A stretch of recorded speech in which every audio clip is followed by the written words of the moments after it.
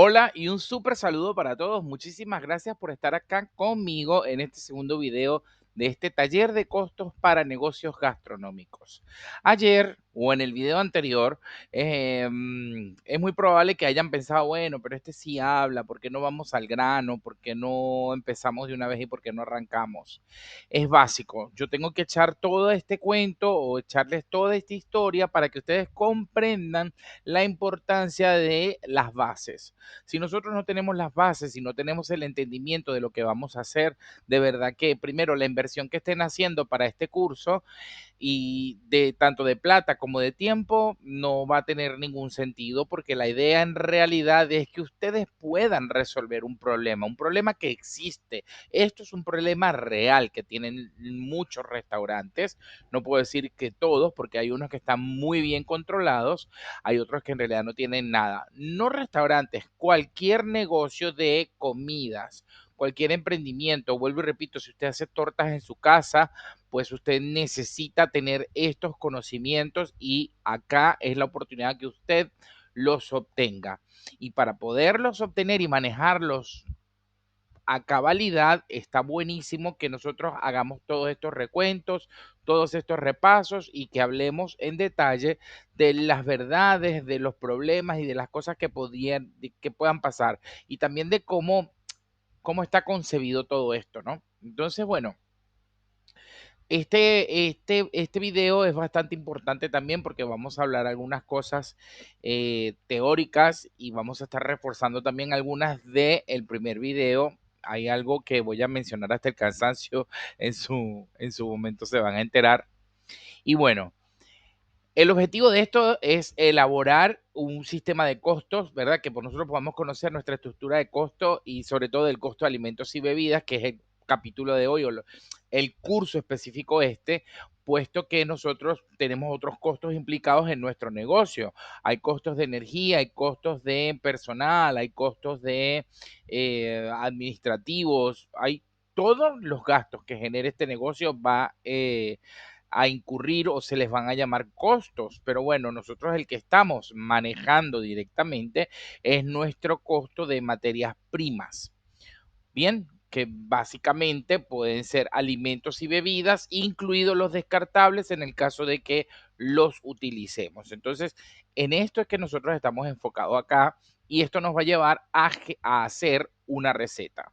Elaborando y costeando una receta. Elaborar una receta no es lo mismo que costearla, puesto que el elaborado o la creación de la receta, aparte que tiene esta parte creativa, valga la redundancia, tiene todo lo que es la metodología, la implementación, cuántas horas voy a trabajar, cuántas son las horas totales de trabajo, cuáles son los utensilios que utilizo para elaborar esta receta, etcétera. Mientras que costearla es simplemente agarrar las cantidades y transformarlas en la moneda de curso local, dolarizarla, bolivarizarla, especificarla, o sea, cuantificarla en precio, en moneda, euros, por ejemplo.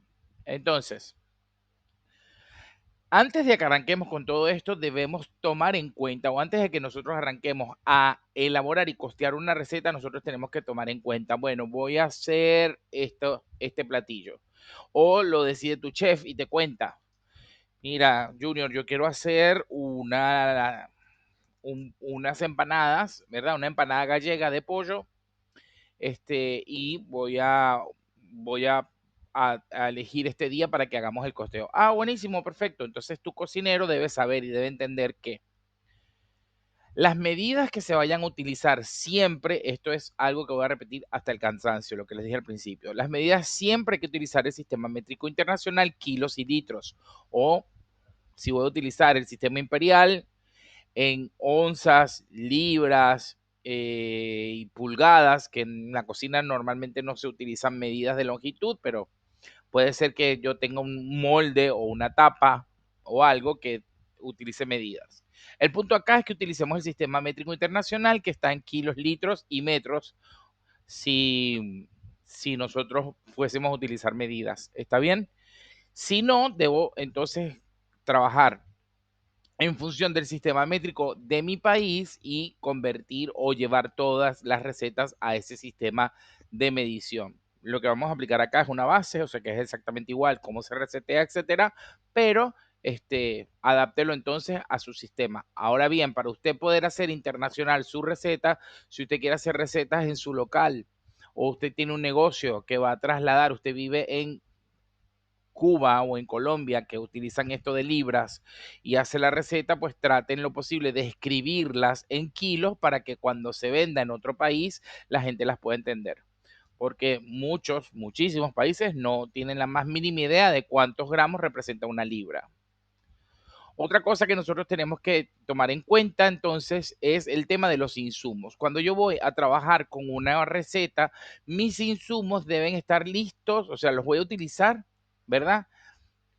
eh, como van a estar en la presentación. Para utilizarlos deberán estar en la presentación que se requiera en la receta. Por ejemplo, me dijeron o vamos a hacer una empanada gallega de pollo, el pollo tiene que estar desmenuzado, la cebolla ya tiene que estar cortada en juliana y el ajo ya tiene que estar picadito. La cantidad todavía no lo sé. Yo mandé a cortar cebollas, ¿ok? Yo mandé a desmenuzar pollo. Yo sé que esta cantidad de pollo la necesito para este molde, con esta cantidad de masa. ¿Ok? Pero allá vamos a ir luego en lo que es la construcción de la receta. Las presentaciones y marcas, esto es muy importante porque a veces depende la marca de un insumo en un sabor particular. Para nadie es un secreto, o para ninguno es un secreto que hay primeras marcas, hay segundas y terceras marcas. Entonces puede ser que una mostaza de una primera marca sepa totalmente distinto a una de tercera marca. Por lo tanto, si tu receta lleva una mostaza de marca A y compras la de marca C porque es la más barata, no está bueno eso. Entonces no podemos dejar, hay cosas que no podemos dejar al libre albedrío de la persona que compra, porque puede pasar que el que gestiona las compras en tu negocio no seas tú, no seas vos. Entonces, tienes que agarrar y estandarizar en algunos casos colocando las marcas de los productos que quiere que se utilice. No voy a nombrar ninguna marca, pero bueno, mayonesa azul, ketchup rojo. ¿Está bien? Porque si yo solamente pongo ketchup, entonces mi encargado de compra va a decir, conseguí esta oferta, este ketchup que está buenísimo, pero te puede estar comprando algo de una tercera marca que si bien no es malo, no está de acuerdo a la calidad que tú estás esperando. Entonces, el conseguir insumos más baratos sí te puede ayudar a ahorrar costos, pero el costo lo vas a controlar teniendo una receta perfecta. ¿Saben por qué? Porque partiendo de esa receta perfecta, ustedes van a colocar el precio real de ese producto, que es lo que el cliente va a pagar. Ya está. Una persona que va a nuestro negocio o que nos compra una torta o que nos compra una hamburguesa a nosotros, no está normalmente tan pendiente de cuánto cuesta porque sea cara o barata, sino por la calidad del producto. Y a eso nosotros nos vamos y no, a eso tenemos que enfocarnos. ¿Está bien? Entonces, utilizamos presentaciones y marcas cuando sea necesario. Si sus insumos son de marcas específicas, por favor, detállelo en la receta, dice este parte, porque vamos a poner una receta que diga 30 gramos de mostaza A. Y los equipos, o más que nada los utensilios. Y bueno, también podemos entender que todos nosotros, las personas que cocinamos o que entendemos la cocina, sabemos que los hornos son totalmente distintos. ¿Ok? Mi horno no es el mismo que el horno de la vecina o el horno de mi restaurante no es igual. Entonces todos estamos adaptados y adecuados a nuestros hornos. Por lo que hay que definir también si yo voy a hacer una receta en un horno de convección o en un horno convencional. ¿Por qué? Porque pueda que necesite aire en mi proceso de cocción de esta receta. Esto es cuando estoy armando el paso a paso de cómo elaboro mi platillo. Y con el tema de los utensilios, si yo tengo una receta para tortillas y tengo un sartén de 18 centímetros o de 16 centímetros, que podría ser un estándar para una tortilla de papas. Entonces mi tortilla de papas tiene un requerimiento de ingredientes para este sartén. Si alguien viene y hace mis tortillas con esos mismos ingredientes en un sartén más grande, la tortilla va a quedar muy delgada y no va a ser. Si lo hacen en un sartén chico o más chico, entonces los ingredientes que están en mi receta van a ser más. ¿Por qué? Porque la tortilla no va a entrar. Entonces te van a decir, mira, pero esto está malo porque aquí me sobra mezcla de tortillas. ¿Ok? Entonces hay que, tortilla de papas, utensilios requeridos. Si pasa, por ejemplo, cuando hacen una torta, te dice un molde de 18 centímetros de diámetro. En este caso, un sartén de 16 centímetros de diámetro. ¿Por qué? Porque si tú haces la torta para un molde de 24, la receta es otra, las cantidades son otras. Eso puede parecer redundante, pero hay mucha gente que ahora es que se está dando cuenta de eso y lo está tomando en cuenta.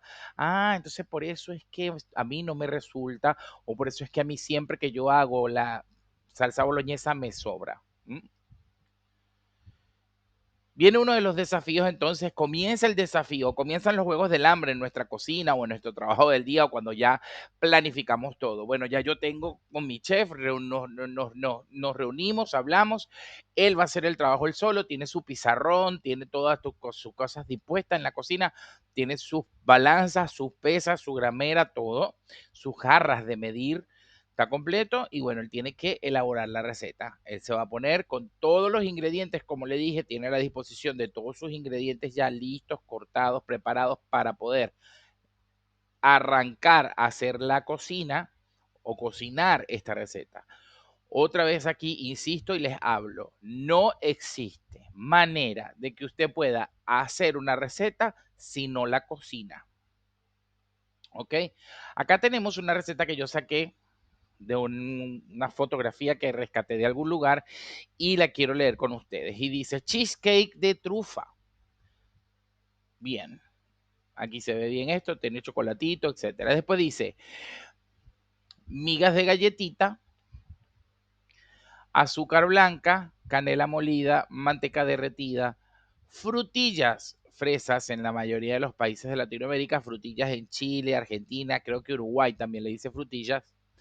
Ok, entonces dice frutillas en rodajas azucaradas, congeladas y descongeladas y escurridas, maicena, queso crema blando, leche condensada, jugo de limón, extracto de vainilla, 3 huevos, sal opcional y agua opcional. Bueno, esto es la receta, lo que la estoy leyendo con ustedes para que veamos que esta receta tiene errores y que nosotros no debemos, o no debemos, no, tenemos que evitar hacer estas cosas. Por ejemplo, dice 1,25 tazas de migas de galletita, 1/4 de taza de azúcar blanca, 2 cucharaditas de canela molida, 1/3 de taza de manteca derretida, 2 paquetes, entre comillas, 285 gramos de frutillas, y así seguimos leyendo, ¿no? Después dice 3 paquetes, entre comillas, 230 gramos de queso crema blando. Empiezan los problemas desde el número uno y les hablo. La medida tazas es muy poco objetiva, es bastante subjetiva. ¿Por qué? Porque hay gente que compra unos vasos en los chinos, que compra el vaso que trae las medidas y ese te dice, el vaso tiene unas rayitas de volumen y otras rayitas que son como de medidas de taza. Entonces te dice 1/4 de tazas, 200 gramos y tiene ml también. Pues ese vaso no funciona. ¿Ok? Ese vaso no está bueno. No son medidas fiables, no son medidas confiables. Y adicionalmente a eso, bueno, no, yo tengo las tazas de la marca esta que empieza por la letra T, que son buenísimas, que me las dio mi mamá y que eran de su mamá. Está genial. Y estas tazas de la letra T tienen las medidas de una taza, media taza, 3/4 de taza, 1/4 de taza, etcétera. Ajá, y el que no tiene eso, bueno, entonces él va a agarrar una taza. ¿Cuál taza? La taza de café de la cafetería o la taza de café de la casa, porque mis tazas son los tipos mug. Entonces eso no es una taza. ¿Entienden? O sea, una taza es algo que es bastante subjetivo a nivel de medida. Viene el tema de las cucharaditas y las cucharas y las cucharitas. ¿Por qué hago por qué también vean ustedes aquí que esta receta dice una cucharada de sal opcional? O sea, una cucharada de sal. Entendemos lo que es una cucharada de sal, es un montón de sal. Una cucharada de sal lleva un guiso. Una cucharada de sal para un postre. Una cucharada opcional, o sea, o lo pongo salado o no lo pongo salado. Pero como yo le pongo toda esta sal a esto que está acá, muchos postres llevan sal, eso lo sabemos también, pero lleva una cantidad ínfima de sal que se utiliza para contrarrestar los sabores y hacer que el dulce sepa mejor y no sea tan invasivo, tan empalagoso el dulce. Pero bueno, entonces, luego viene un tercio de taza de manteca derretida. También fíjense el tema de las tazas acá. Tengo manteca derretida, es ya líquido. Tengo migas de galletitas, ya es todo sólido. Las migas de galletita son gruesas, no es tan finita como el azúcar blanca. Entonces todo esto me representa una mezcla de tamaños que ocupando un volumen es distinto. Cuando hablamos de volumen, se los repito, no es lo mismo un kilo de algodón a un kilo de hierro. En volumen no lo es. Entonces, esto pasa también con los distintos. Migas de galletita. Puede ser que yo no triture tanto las galletitas o hubo alguien que las pulverizó, pero la receta no lo especifica. Entonces, para curarnos en salud con todos estos problemas, nosotros trabajamos todo en gramos. ¿Ok? O sea, o todo en kilos, porque los kilos los gramos o los kilos, esto vamos a convertirlo, pero el punto es que nosotros, la unidad de medida de la receta siempre será kilogramos. Ahora, no es un kilo, bueno, tengo que poner, si no es un kilo son 900 gramos, si no es un kilo son 500 gramos, ¿sí? Porque esa es la unidad de medida contenida dentro del kilo. Si no es un litro, son 500 ml, ¿okay? Que es la unidad de medida contenida dentro del litro. Creo y tengo fe de que entendemos este punto. Entonces, el problema de las medidas y los utensilios de medición es que cuando hago mi receta, si utilizo tazas, cucharitas, etcétera, no tengo cómo trasladarlo a una hoja de cálculo de Excel o no tengo muchísimo peor. Yo utilizo un sistema de gestión de restaurantes que me cuesta $120 mensuales y el cómo le meto yo un cuarto de cucharada al sistema de gestión del restaurante. Que todos sabemos que hay sistemas y la idea es esa, que usted trabaje con su sistema de gestión. Pero ¿cómo yo alimento esto si la receta me dice que tiene un cuarto de taza de jugo de limón? Ah, bueno, ojo que les muestro aquí otra cosa que también genera duda. 3 paquetes, 230 gramos de queso crema. ¿Son 3 paquetes de 230 gramos o 230 gramos? Porque de repente puedo conseguir paquetes de 60. Entonces compro tantos paquetes como para alcanzar 230 gramos. No entiendo si son 3 paquetes o 230 gramos. Y aquí también, 2 paquetes, entre paréntesis, 285 gramos de frutilla. No, Junior, es obvio que son 285 gramos de frutilla. Es obvio para ti, para mí no. O sea, acá no me dice. No puedo poner y mezclar entonces esto. No puedo mezclar paquetes con gramos, no puedo mezclar, o sea, una taza, 250 mililitros, es una sola cosa lo que hay que hacer, poner. ¿Por qué? Pues si yo le doy a la gente taza, la gente se vaya a buscar una taza y hay tazas de 400 ml y él le puso y dice, ah, pero ¿qué dice una taza? Entonces, cuando uno compra un libro de cocina o cuando uno hace una receta que está siguiendo desde el internet o por YouTube o por cualquier lugar, muchas veces, no todas, pero muchas veces la receta no queda, no te da, no está igual. Y es porque esto fue pasado al papel, o sea, esto fue redactado sin antes haberse cocinado. O quizás sí cocinaron, pero no tuvieron la delicadeza de discernir o de hacer que la gente entendiera más la receta. Cuando tú tienes una persona que está en la cocina, algo que a mí me pasa muchas veces viendo los programas de televisión, los concursos estos de cocineros amateurs, a ellos les entregan una receta y ellos siguen la receta o sea, ellos siguen la receta y no les queda igual. Una cosa es el armado y la presentación, ahí nadie le va a quedar igual, pero o sea, los sabores y los gustos, según el criterio de los chefs que evalúan, es que no les queda igual. Bueno, te quedó muy seco, te quedó muy esto, te quedó muy otro. Eso es porque estas recetas están en este sistema de tazas, cucharitas, y es un sistema extremadamente subjetivo, como le dijo. Nada es objetivo. 300 gramos es lo mismo que va a poner todo el mundo. 300 gramos, bueno, colocan todo los 6 concursantes. 250 mililitros colocaron todos. Si pusiste de más o de menos, ese es problema tuyo. No, lo que pasa es que yo leí 250 mililitros, pero bueno, busqué una taza. Ajá, ¿y qué tiene que ver la taza, no? Nos preguntaremos, ¿qué tiene que ver la taza con estos 200 mililitros? Bueno, está este cuento que le estoy echando. ¿Qué tiene que ver? Porque la taza que agarraste le entra 350, por lo tanto te pasaste de agua o te pasaste de leche, de crema, te pasaste de algo.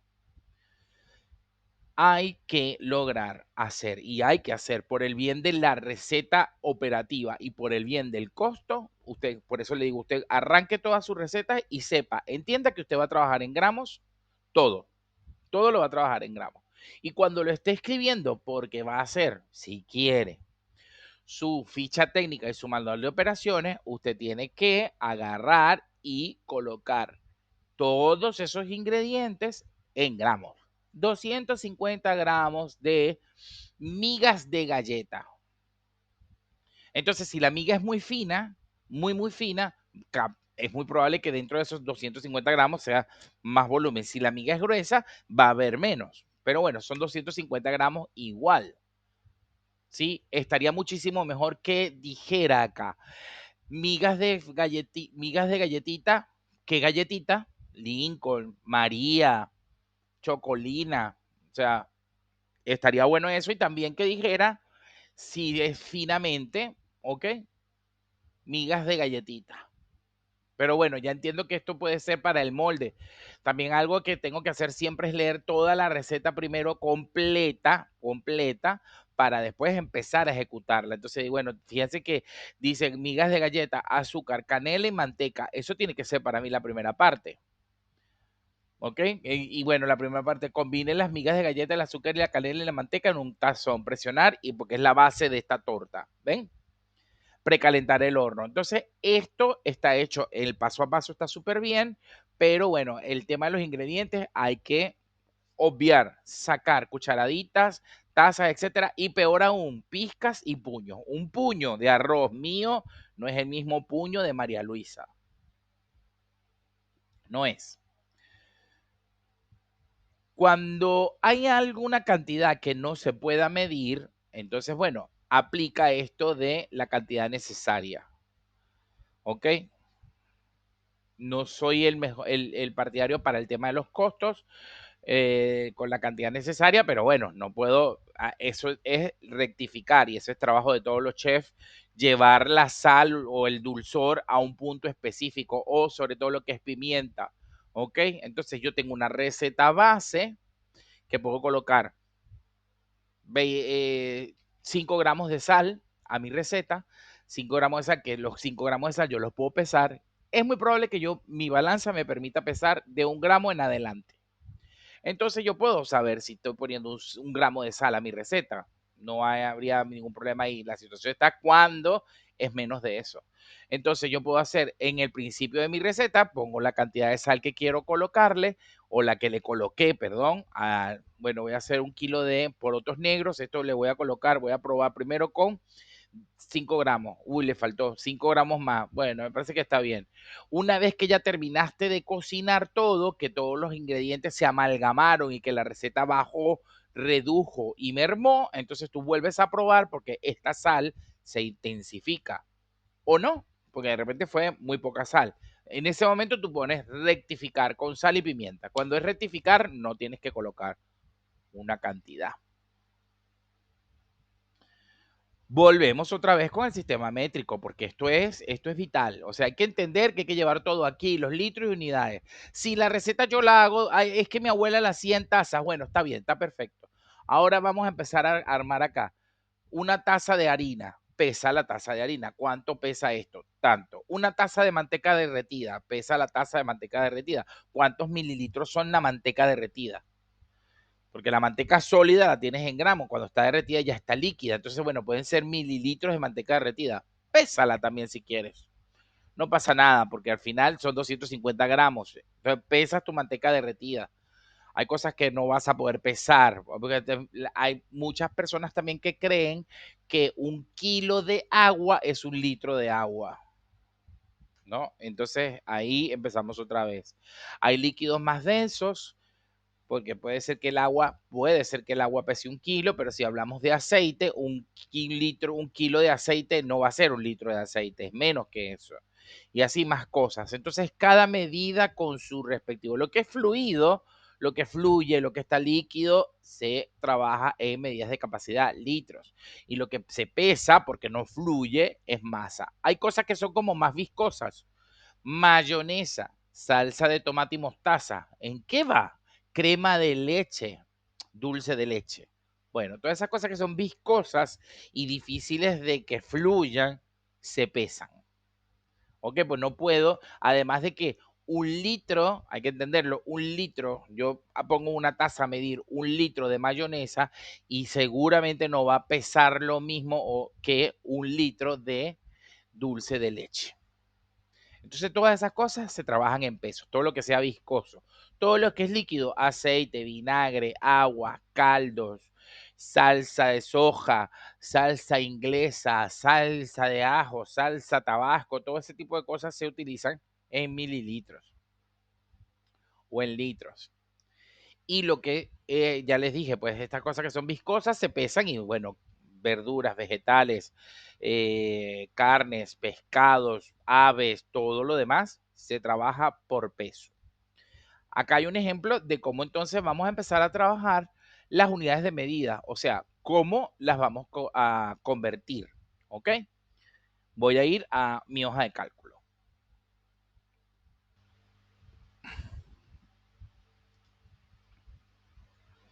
Bueno, acá tenemos que esta parte de matemática que siempre, o sea, que le dije que deberíamos tener y que es básicamente regla de tres, no es que nosotros necesitamos tener un conocimiento enorme de muchas cosas, muchas ecuaciones, polinomios y ese tipo de situaciones que nos asustaban cuando estábamos en el bachillerato y en la universidad, estadísticas, etcétera. Eso no lo vamos a ver acá. Son cosas muy sencillas, como el tema de la regla de tres, que lo podemos ver en estos cuadros que están acá, que se los voy a cambiar de color un momentito para poderlos identificar. Entonces, bueno, esta regla de tres es bien sencilla, ¿ok? Y quiere decir, y es así. Si 1 litro son 1000, o si 1 kilo son 1000 gramos, o 1 litro son 1000 mililitros, ¿cuántos litros son 300 mililitros? ¿Sí? Porque recuerden que les dije 1000 veces que nosotros tenemos que expresar en nuestro sistema contable o nuestro sistema gastronómico todo en litros. Y también en nuestra hoja de cálculo. Hay algunos sistemas que aceptan gramos y tú haces la diferencia, pero y si no está pasando esto, ya usted tiene la base y el entendimiento de que todo es en litro y el por qué también esta receta está escrita de esta manera, porque cuando la lees es como muy raro. Entonces, esto es sencillo. Recordemos que para la regla de tres lo que hay que hacer es multiplicar el de arriba, ¿ok? En diagonal con el de abajo y dividirlo el número siguiente, ¿ok? O sea, siempre el que está encima de la incógnita va a multiplicar el que acompaña a la incógnita y se divide entre el resultado de la lógica. Las reglas de tres siempre se aplicaron de esa manera, ¿ok? No soy muy buen profesor de matemática, pero yo hago mi cuadrito y digo, si uno son 1000, ¿cuántos son 300? ¿Ok? O al revés, si 1000 son 1 litro, ¿ok? 300 son ¿cuántos litros? Entonces vuelvo otra vez, 300 por esto dividido esto. Entonces yo digo, más 300 por 1 me va a dar 300, obviamente. ¿Ok? Y si yo divido 300 entre 1000 más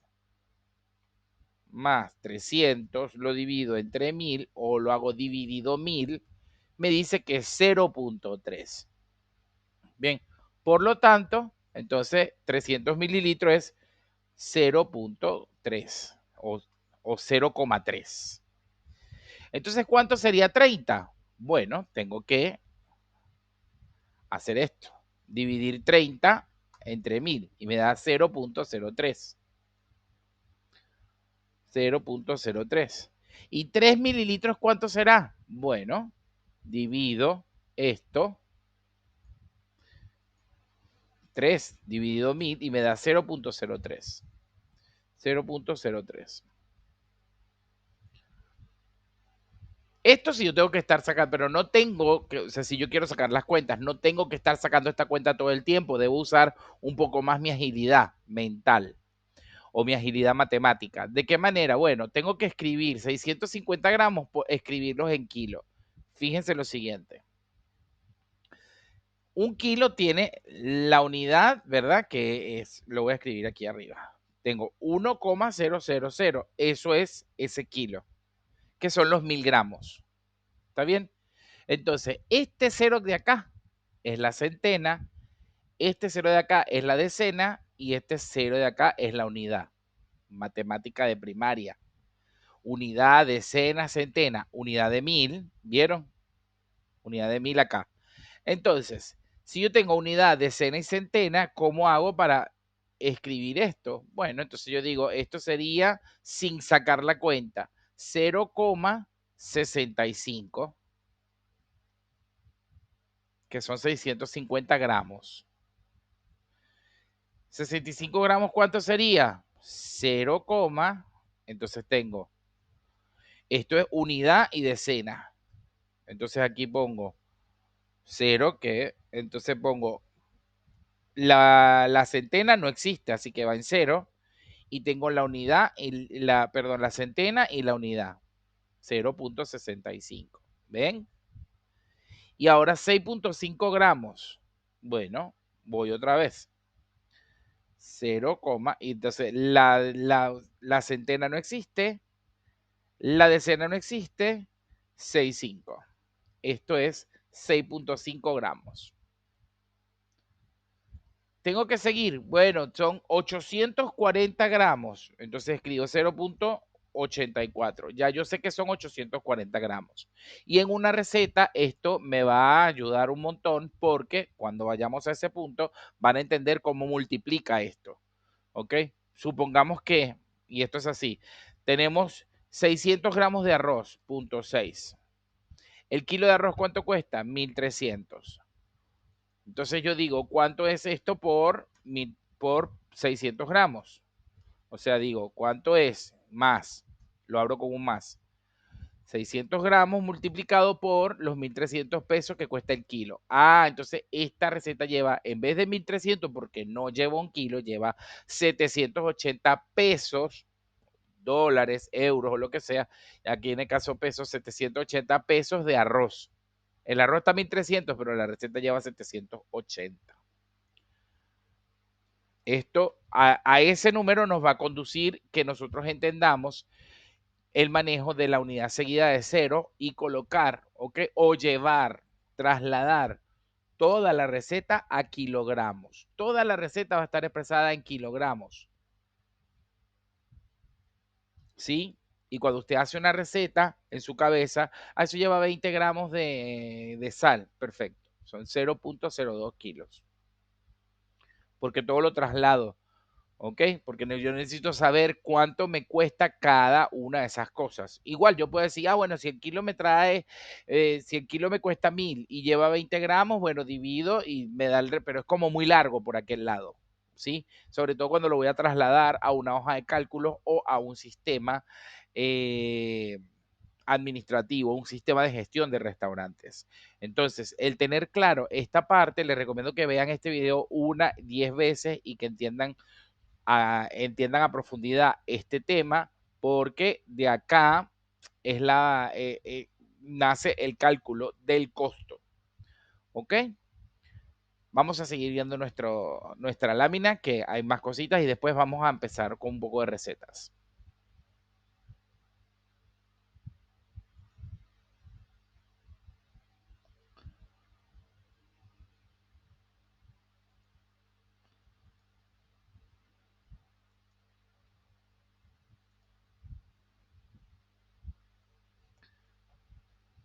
Bueno, y ya comienzas a escribir tu receta.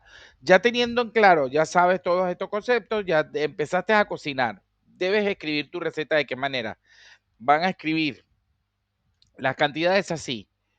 Cantidad 300 gramos, ¿ok? La unidad es la unidad de medida, gramos o mililitros de arroz 4 ceros o de arroz largo fino. Especificación parboil, ¿ok? Formato de uso, acá no, porque el arroz está crudo, pero en el formato de uso lo puedes colocar cuando estás haciendo listado, cuando estás listando los ingredientes, tu formato de uso puede ser cortada brunoise, cebolla brunoise, papa bastón, cebolla en juliana, ¿sí? Esto es zanahoria en ruedas con mandolina. Entonces, esto te va a dar el chance de que alguien que está en tu cocina leyendo tu receta la interprete y vaya y lo haga de esa manera. Y que recopile todos los ingredientes, que haga su mise en place de una forma eficiente, sin errores. Porque está escrito así.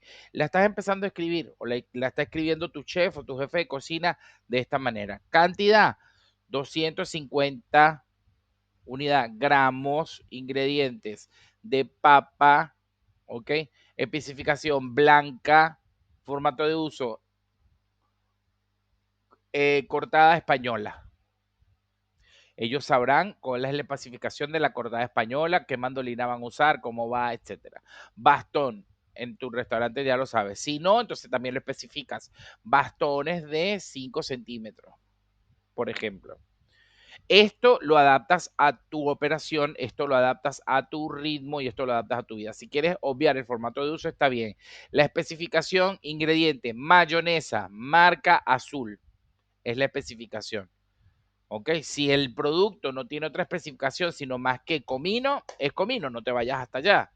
¿Ok? No es que todo tiene que tener especificación, todo sí tiene que tener una cantidad, todo sí tiene que tener una unidad de medida, que vuelvo y repito, no son tazas, no son cucharadas, no son cucharitas, son gramos y mililitros.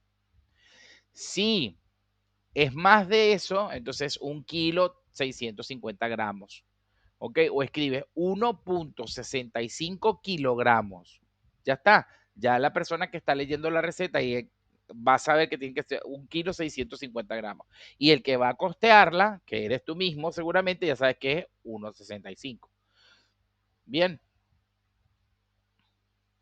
Vamos con una receta que está acá, que vamos a empezar a escribir y ya nuestro chef está listo para empezar a cocinar.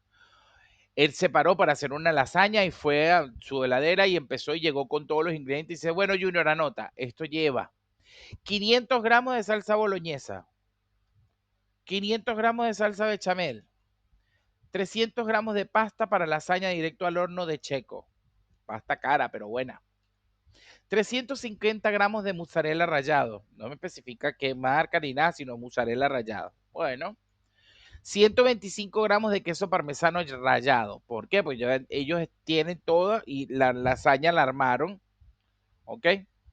Luego el detalle de los ingredientes se describe el procedimiento paso a paso y los utensilios a utilizar. Entonces, él agarró, armó su lasaña en una placa de 20 por 20, todo esto va anotado en la receta y mandamos al horno. Pero acá hay algo interesante, o algo pasa acá. Hay salsa boloñesa y bechamel. ¿Qué es esto? Porque él me está saltando con esta salsa boloñesa y esta salsa bechamel. Entonces tú dices, mira, ¿y esto cómo se hace?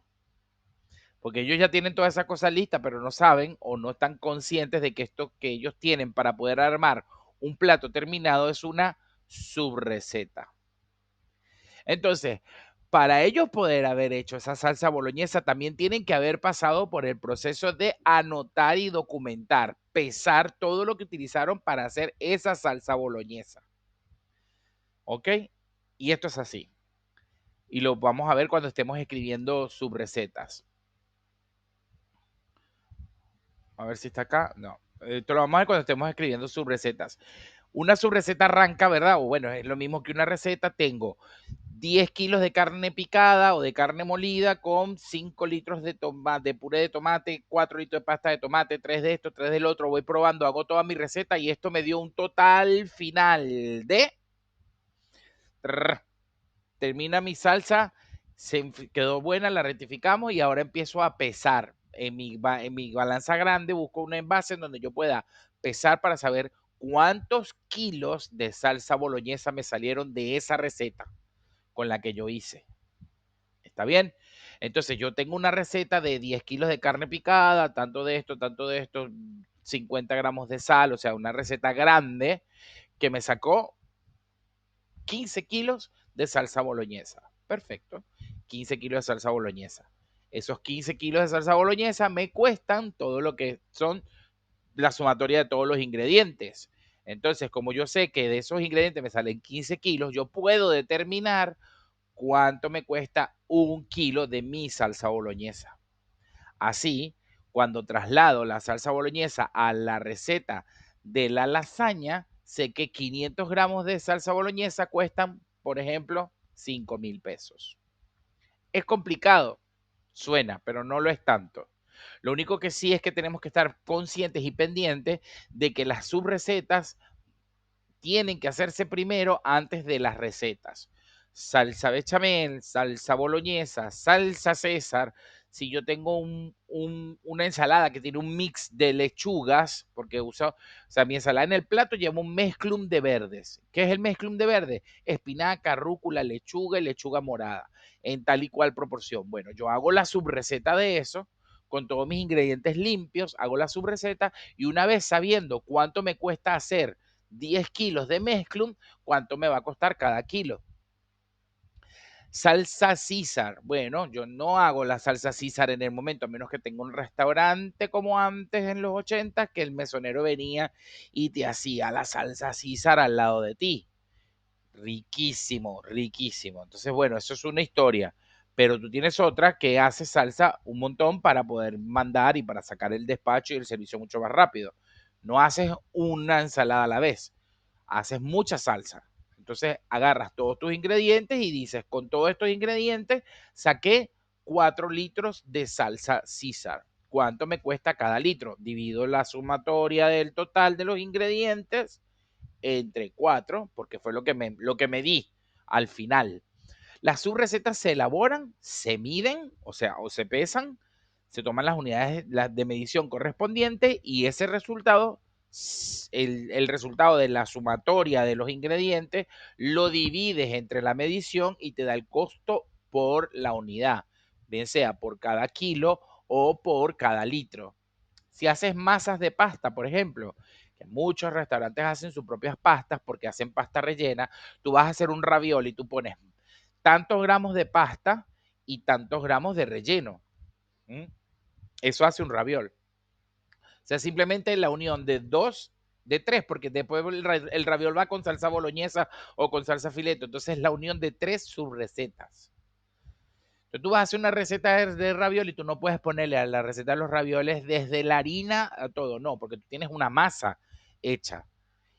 Y eso también te ayuda muchísimo a optimizar tu proceso y a estandarizar. ¿Por qué? Porque con la receta, la subreceta de la masa de pastas o de ravioles, haces también sorrentinos y todas las demás pastas rellenas que tú quieras.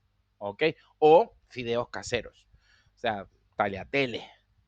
Los puedes hacer con esa misma receta de masa de pasta, puedes hacer varias cosas. Entonces tienes, nada, te variará pasta, masa de pasta verde, porque le pones el pigmento de espinacas, por ejemplo, si la quieres hacer con espinaca, o si la quieres hacer de otro color, recuerden que utilizamos remolachas y tintas de calamar y muchas cosas para dar distintos tonos a las masas. Entonces tienes masa verde, masa roja, masa marrón, tienes esas distintas recetas. eso se puede hacer. Pero ¿qué haces? Bueno, voy a hacer 1 kilo de harina, un huevo, tanto. Esto al final me pesa tantos kilos. No es lo mismo, con 1 kilo de harina no vas a sacar 1 kilo de masa, sacas más, porque la masa pesa, aumenta volumen y todas estas cosas, pero la masa, la harina y todos los demás ingredientes aportan peso a esa masa. Entonces sube el peso. No es que, bueno, 1 kilo de harina cuesta 1.000 pesos el kilo de masa. No, tiene más cosas, tiene sal, tiene espinacas o remolacha, ¿ok? Algunas personas le ponen sémola también a la masa, aceite de oliva, lo que sea que lleve. Entonces, una subreceta no debe ser nunca desestimada. Y tienes que entender que cuando estés en este proceso, por eso es que les dije en algún momento que era súper fastidioso o súper engorroso hacer el relevamiento de las recetas porque pasas por todo este proceso. Bueno, pero esto tiene esta salsita. Hay restaurantes que hacen una salsa de mango para una ensalada que le ponen un puntito. Pues mira, tienes que hacer la subreceta de eso porque eso tiene que estar costeado. Porque al menos en la Argentina un mango te cuesta $2. Es un montón de plata. Entonces no puede pasar por debajo de la mesa. No es cortarle o limitarle la creatividad a las personas que cocinan, pero sí que entiendan el peso y la importancia que tiene cada una de las cosas que ellos hacen. ¿Ok? Y lo que importa mucho. Es que, bueno, tengo la subreceta de un postre, por ejemplo. Hay postres que están armados con un coulis de mango, un coulis de frambuesas, tiene una bocha o una bola de helado que también va con un brownie. Entonces tiene la receta del coulis de mango, la receta del coulis de frambuesa, el brownie, la crema batida. Todas esas son recetas que componen ese plato. No se hace el plato en función de, bueno, brownie con helado, harina, nueces, chocolate, porque esto sería un suicidio. Entiendan que cada cosa, o sea, cada plato que ustedes elaboran, muchas veces tiene una subreceta. El caldo, el fondo, el velouté, la demi-glace son subrecetas y la tienes que tener costeada. Tu sofrito, el sofrito es una receta y lo tienes que tener, o sea, es una subreceta que tienes que tener costeada, tiene que estar en tu hoja de costo para que cuando llames el producto, o sea, cuando llames ese ítem que valga la redundancia, o sea, cuando lo colocas en la receta te aparezca el precio. Sofrito tanto. Ya tú sabes que ese sofrito cuesta 2.500 pesos el kilo. Y tu receta de sofrito es cebolla, ajo, ají dulce en el país que exista. Este, y en el que no, bueno, como hagan el sofrito según la región, la temporalidad, porque también la estacionalidad influye mucho en nuestro menú. El tema de las recetas y las subrecetas, no, por favor, no las dejen, no, no las subestimen, ¿ok? Porque siempre van a tener que hacer sus subrecetas. No, déjalo así, no se puede dejar así. Por ejemplo, hay restaurantes o muchos restaurantes hacen sus limonadas con zumo de limón. Bueno, para mí, el jugo de limón es una subreceta que tengo hecha. ¿Por qué? Porque dependiendo de la temporada del año, los limones son más o menos jugosos. Entonces yo tengo que saber que de 1 kilo, de 2 kilos de limones, en algunas temporadas, de 2 kilos de limón saco 1 litro.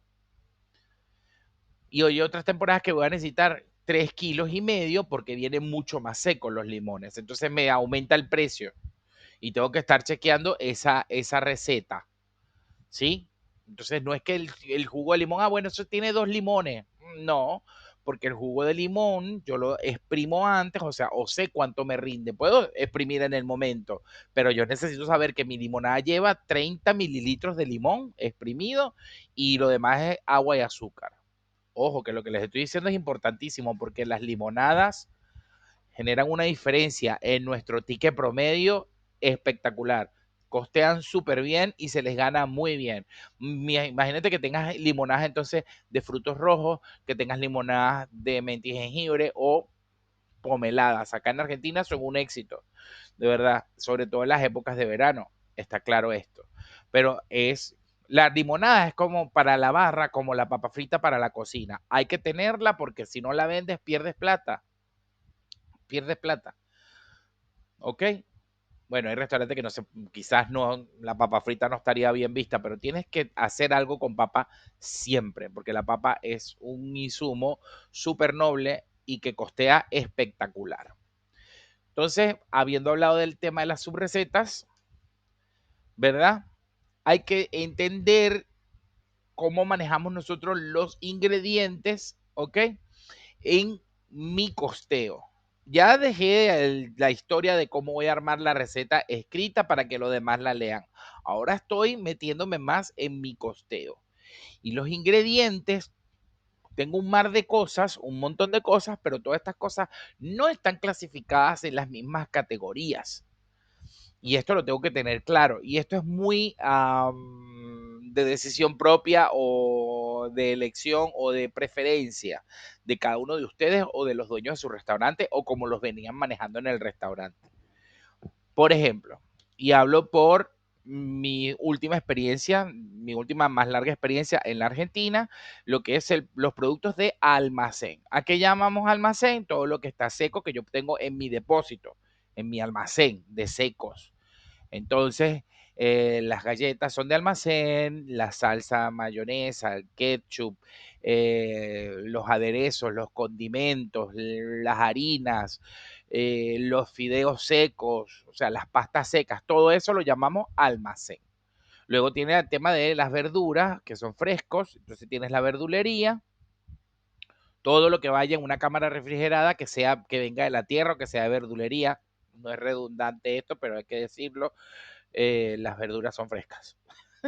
Si yo compro duraznos de lata o compro arvejas de lata, que son los petit pois para algunas personas, o pimentones morrones o champiñones de lata, eso va en el almacén, no en la verdulería. ¿Ok? Y bueno, separo también carnes, pescados, pollos, lácteos y fiambres o jamón y queso, ¿ok? Pero o sea, esto háganlo con la concientización de que sus insumos de verdad tienen que estar separados por estos rubros para que tu sistema de costos funcione bien. ¿Por qué?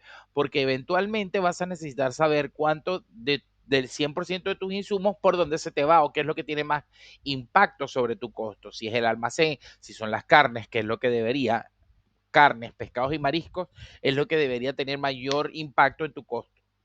Pero si tú tienes un análisis de compra y ves que en el almacén este mes te dio un 50% de la compra, dices, uy, ¿qué pasó acá? De repente no te enteraste que tu gestor de compras o alguien hizo una compra de productos de más, ¿ok? Y eso por ahí es importante. Por eso es que es importante tener las categorías definidas y separadas. No por la elaboración de la receta, pero sí para que a futuro en otras gestiones o otras cosas que quieras hacer, en otros análisis que quieras hacer, puedas discernir entre cuáles son los gastos de las distintas categorías.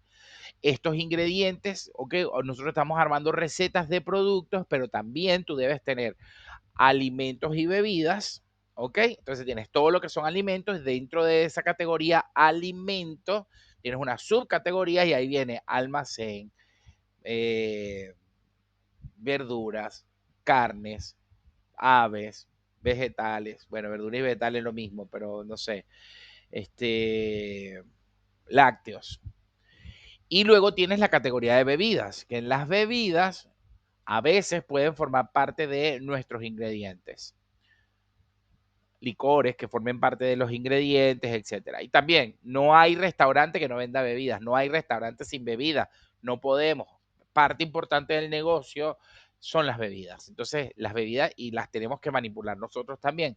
Por lo tanto, en nuestro sistema o en nuestro sistema de costeo tiene que contemplar las bebidas, aguas, etcétera. Todo eso, ¿te acuerdan que estábamos hablando de las unidades? Tengo una piquiña terrible en la nariz. Estábamos hablando de las unidades. Bueno, este, aquí se aplica el tema de unidades. Una botella es una unidad. ¿sí? Después podemos ver cuando estemos en la parte avanzada, no en los costos en este costeo, sino cuando estemos hablando de administración de restaurantes, cómo sería el caso de, bueno, compro botellas de a litro o botellas de 0,75, porque puede pasar. Hay presentaciones de espirituosas, sobre todo, que vienen en litros. Entonces, bueno, eh, y otra cosa que forma parte o que va como un ingrediente que tienes que tomar en cuenta como un ingrediente son las subrecetas que tú estás haciendo en una categoría que va en los alimentos y que se llame subrecetas o elaborados, ¿ok? Pero eso va porque todas estas cosas tienen un precio, se toman en cuenta y cuando termina un mes y comienza otro, siempre quedan algunas hechas. Y se supone o espero que estés también pensando y craneando en algún momento tomarte muy en serio el tema de tus inventarios, porque tienes que hacer inventarios todos los meses para poder saber cómo está tu costo. Entonces, si tú no tienes creadas tus subrecetas ni separadas en tu hoja de inventarios, no las tomas en cuenta, pierdes un montón de plata. Ahí se quedó esa salsa boloñesa y nadie sabe qué pasó con esa. Se dañó, se pudrió, se empichó, se la comieron, la tomaron. No, nadie sabe. No sé ni siquiera si la hicieron o no. Entonces, las subrecetas siempre también van a ser parte de los ingredientes. ¿Ok? Una vez entendido esto, bueno, vamos para una parte importantísima del costeo también, que es lo que nosotros llamamos rendimiento. ¿Qué es lo que realmente se paga por cada insumo? Si yo compro, fíjense estos lindos lomos de salmón acá, ¿no? Bueno, estos son unos buenos churrascos de salmón que podrían ir directamente a la parrilla, pero eso ya no tiene espina, eso ya no tiene cabeza, eso ya no tiene. Puede ser que yo compro la penca de salmón y yo la corto ahí y la sirvo directamente. Eso es una cosa.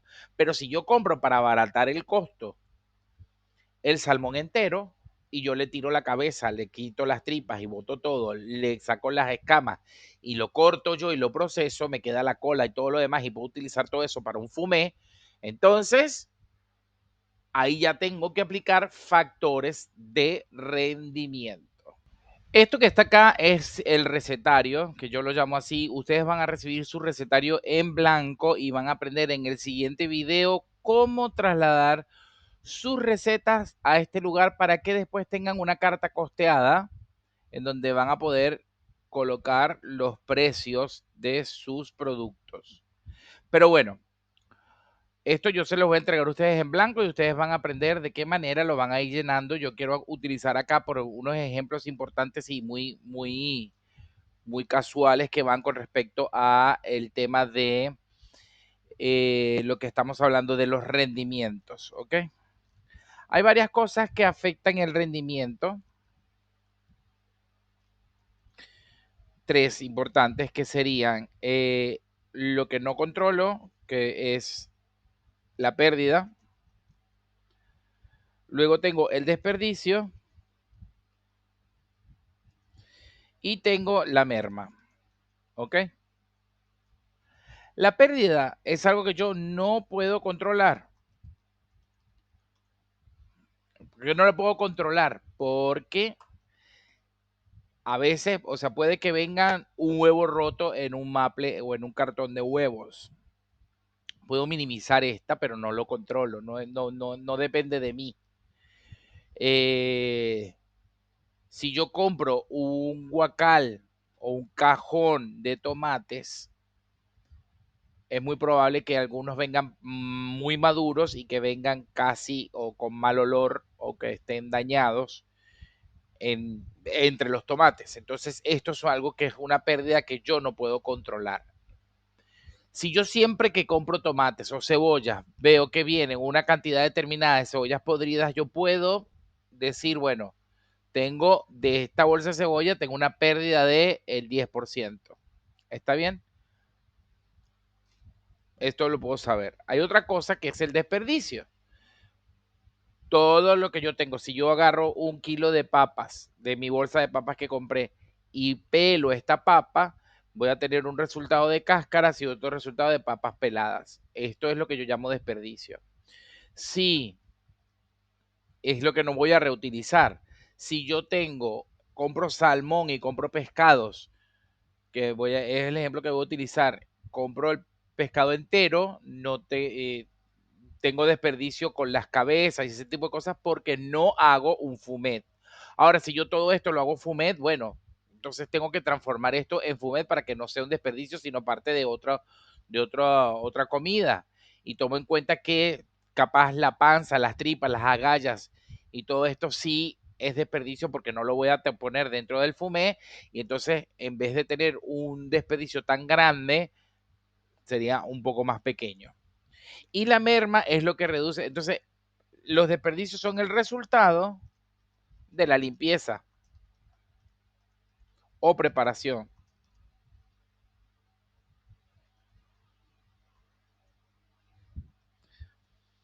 ¿Sí? Y la merma se dan solamente por cocción.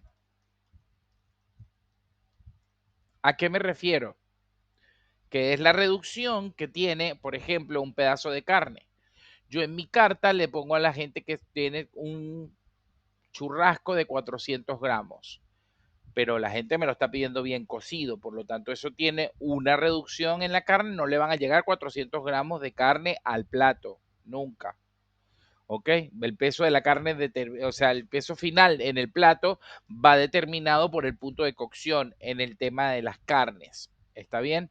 Entonces, hay cosas que realmente merman y que reducen carnes, pollos, mariscos, pescados, tienen una merma por cocción. Más que nada son las carnes las que merman mucho más. Pero no podemos llamar merma a lo que es el resultado de desperdicio. No, es que eso tiene una merma de tanto. No es una merma, es un desperdicio. ¿Ok? Es un desperdicio. Si yo tengo un montón de mercadería que se me dañó porque compré tomates de más y se me pudrieron, eso no es merma.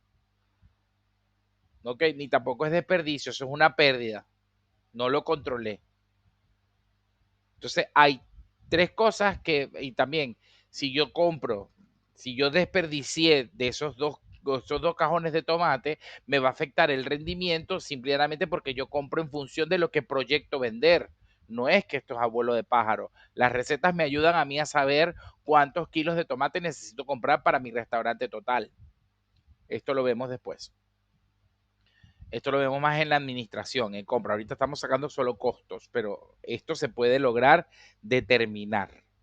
Entonces, vuelvo a separar los factores que modifican el rendimiento de mis productos alimenticios, que son la pérdida, porque es algo que yo no puedo controlar, algo que viene roto, dañado o que simplemente es el riesgo que corro. Mira, de cada 10 me viene uno mal, uno mal. Bueno, tengo una estadística y sé. Tengo el desperdicio, que es el resultado de la limpieza o la preparación de los productos. Puse limpieza, pero bueno, ya sabemos que es de la limpieza o la preparación de los mismos y las mermas que se dan por la cocción. Esto hace que mi comida rinda más o menos. Siempre tira para el menos. Entonces, yo tengo un precio base, que es este que está acá. Lo voy a diferenciar ahora lo voy a poner en amarillo para que ustedes puedan ir viendo. Este es el costo de cada uno de estos productos. Salmón blanco, voy a utilizar en este caso estos tres productos de acá para hacer mis ejemplos que son salmón. Voy a poner toda la fila en un colorcito así clarito para que ustedes vean. Entonces tengo el salmón blanco. Este salmón se compra completo, con cabeza, etcétera. Me traen el bicho entero a 5.800 pesos el kilo. Súper barato. Cuando yo agarro y no utilizo este salmón para otras cosas, solamente este salmón lo utilizo para sacar en el servicio. No hago ni croquetas, no hago nada con lo que sale, pero me traen esos dinosaurios y yo los tengo ahí. Bueno, entonces aquí está esto que dice peso inicial y peso final. ¿Qué es el peso inicial? El peso de la compra, lo que compré y lo que entró. Compramos 4 salmones o bueno, hagamos el ejercicio con uno solo. Mi peso inicial es pesamos este salmón entero, boom, montamos este animal en este peso y esto me pesa 15 kilos o 15 kilos con 325 gramos, para hacerlo bien exacto, ¿ok? 15 kilos con 325. Agarro, les corto la cabeza, les saco las tripas, les saco el espinazo, saco todo, saco la piel y me quedan solamente los pedazos que voy a utilizar para cocinar, que son unos churrascos espectaculares así. El salmón blanco, ojo, es casi como un mero, es un pescado blanco muy fibroso, muy rico, que a la plancha es increíble. Entonces, bueno, de esto me quedaron 6 kilos 253 gramos, Junior. Esto fue lo que quedó. Bueno, nosotros desperdiciamos o tuvimos una diferencia de 9 kilos entre el producto completo y el producto limpio. Esto está hecho y concebido para que él te dé una vez el factor de rendimiento y te diga cuánto es el precio real. Hay unas fórmulas matemáticas acá, unas fórmulas de Excel. Véanlas aquí. ¿Ok? Que no nos vamos a meter en esto. ¿Ok? Pero esto sí lo que está diciéndome es que este 59% es este 9.072 kilos representan el 59% de estos 15 kilos que yo compré.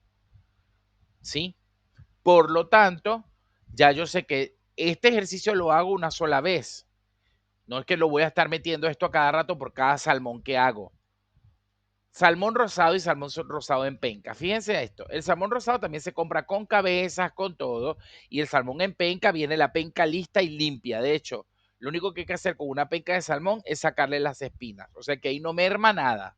Yo compro el salmón rosado, compré una penca que me pesó 3,5 kilos y esto cuando la limpié o también si está congelada, cuando descongela, puede haber una reducción de peso, porque a veces tienen agua, tienen líquido, y bueno, esto sería mi peso final del salmón, porque después va directo a la plancha, o a la parrilla, o al plato.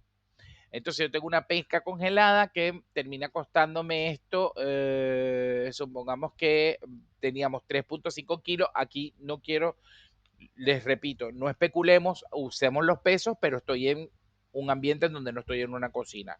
Pero si esto me termina, cuando descongela, me reduce 100 gramos, o sea, tengo 3,4, ¿verdad? Tengo una reducción del 3% y en vez de que me cuesta el kilo de salmón rosado, que la penca, el kilo me cuesta 22, 22,028 me cuesta 22,600. Y esto es lo que yo traslado a mi plato cuando estoy comprando salmón en penca. Ahora, voy a comprar salmón rosado entero y voy a hacer el ejercicio porque el salmón rosado entero lo tengo que limpiar. Aparte de eso, voy a hacer un fumet de pescados con esto, con estas cabezas. Por lo tanto, no las pierdo. Bueno, vamos a ver. Yo tengo mi peso, el salmón rosado entero, me pesó el bicho, 7 kilos, 7,230, queda 7,23, y cuando limpié, corté la cabeza, saqué las colas y dejé todos mis lomos limpios y perfectos. Bueno, acá saqué 5,2 kilos. Fíjense bien. Ah, bueno, este salmón me cuesta mucho, me costea muchísimo mejor que este. O sea que yo debería comprar siempre salmón rosado fresco y no las pencas porque me salen mucho más caras. Pero bueno, digamos que hubo un aumento de precio y el salmón se fue a 17,000 pesos, el kilo de salmón fresco. Ah, bueno, este me subió a 21 y este 22. Bueno, si consigo, puedo trabajar con los dos y siempre utilizaría este costo que es el más alto, pero el costo está casi promedio, ¿ven? De salmón fresco. Esto porque estoy utilizando para otras cosas las cabezas y estoy, la piel, etcétera. Esto me dio 5,2, todo lo que voy a utilizar, más la cabeza y el espinazo. O sea que yo boté 2 kilos de panza. Esto es mucho. 2 kilos de panza. Cosa distinta es si yo solamente, si yo tiro a la basura las cabezas y todo, y esto me da 4 kilos, punto 5, que es lo que voy a servir solamente en el plato, como hice con el salmón blanco, este salmón me da 23. Entonces, el ejercicio de, bueno, Junior, no, es más sencillo, da menos trabajo y sale más barato comprar las pencas de salmón. ¿Ven por qué las diferencias de una cosa y otra? A veces dice, no, cómpralo entero que eso le ganamos más. Pero si tú tienes una persona que no sabe filetear pescados y que te lo destroza, te va a salir mucho más caro que comprar la penca. Adicionalmente a eso que no sabe cómo, o sea, tienes un cocinero que no sabe cómo optimizar las cosas. Y este salmón, en vez de ganarle más plata, lo que hago es perderle. No me sirve comprar el salmón rosado entero. Ahora compro salmón rosado entero si yo con las cabezas hago un fumé y luego puedo sacar unas croquetas de toda esa piel y toda esa carne que queda, puedo hacer unas croquetas de salmón porque da todavía el producto para hacerlo. Entonces optimizo todo eso y gano mucha más plata porque entonces no, esta merma en realidad no sería de 4 kilos, sino de 6, este peso final, que es todo lo que voy a cocinar y me queda, todo lo voy a mandar a la olla, todo. Entonces, bueno, me cuesta 19. Puedo comprar y debería comprar salmón entero para poderlo utilizar en otras recetas y tengo un tipo que es un fileteador increíble. Me optimiza los cortes. Ojo, esto es importante, tener personal de calidad. Acá viene el tema de la gente. Si nosotros tenemos buenos empleados, nuestros costos van a estar muy bien. ¿Por qué? Porque nos manipulan la mercadería de forma eficiente, con cariño. ¿Ok? Un carnicero, una persona que yo tenga en una parrilla o un restaurante de carnes que no sepa cómo cortarlas o me haga un enchastre con la carne, de verdad que me hace perder plata, porque lo que voy a mandar a los platos es cualquier cosa. Y adicionalmente a eso, la parte de la preparación. Yo tengo que tener, cuando yo tengo un restaurante, como ven, este es un lugar de pescados y mariscos, ¿ok?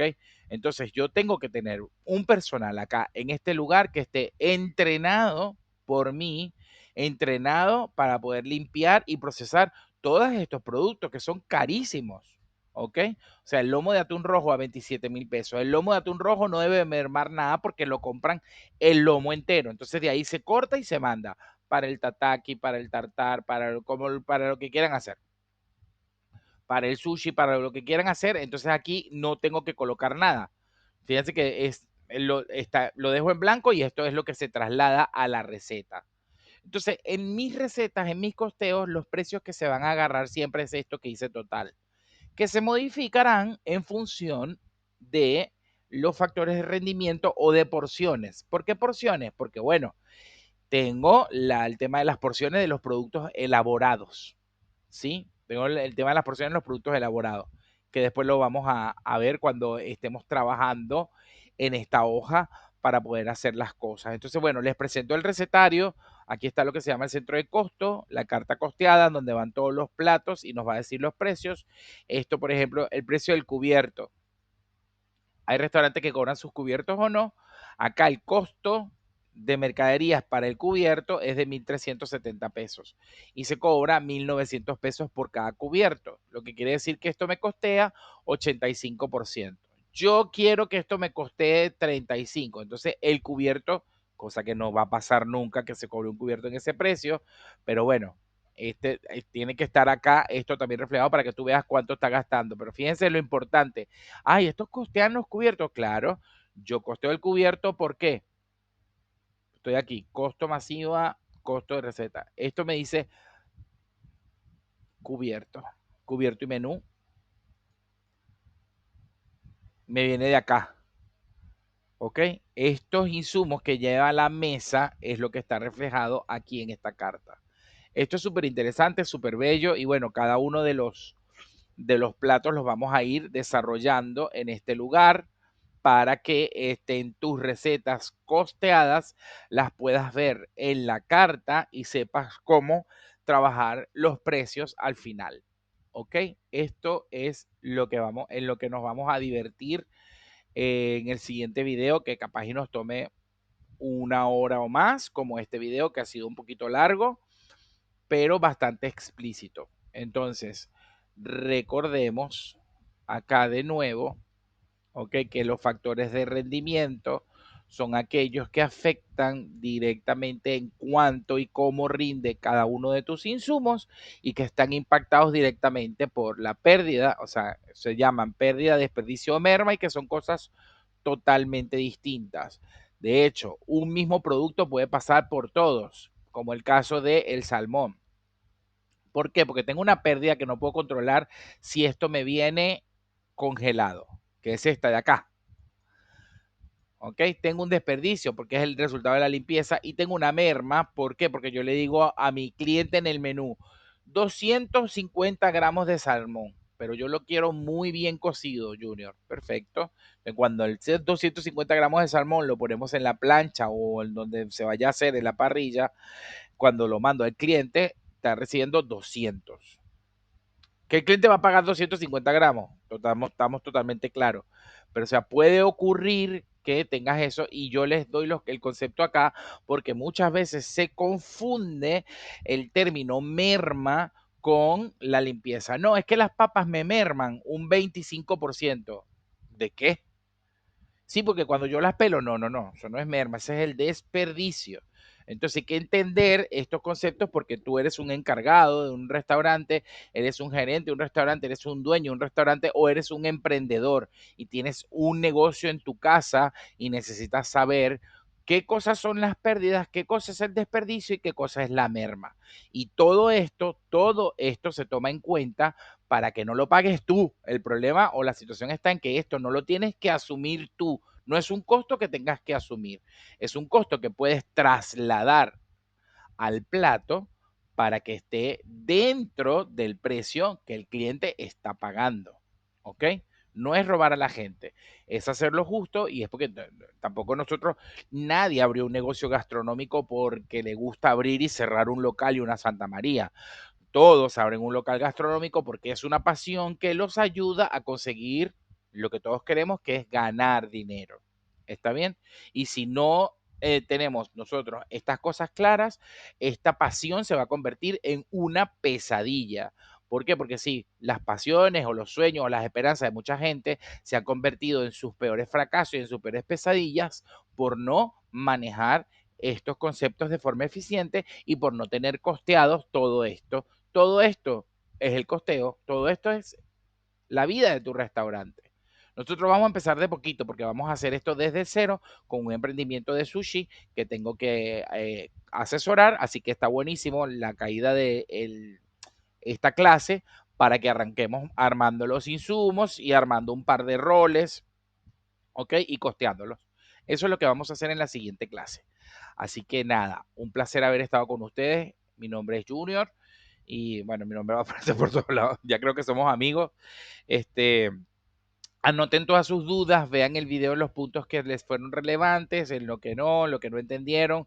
Vuelvan, véanlo, porque está ahí. La clave está en interpretar o entender bien todo lo que les estoy transmitiendo, porque ya mañana arrancamos con nuestro costeo real. O bueno, espera mañana a ver cómo te va.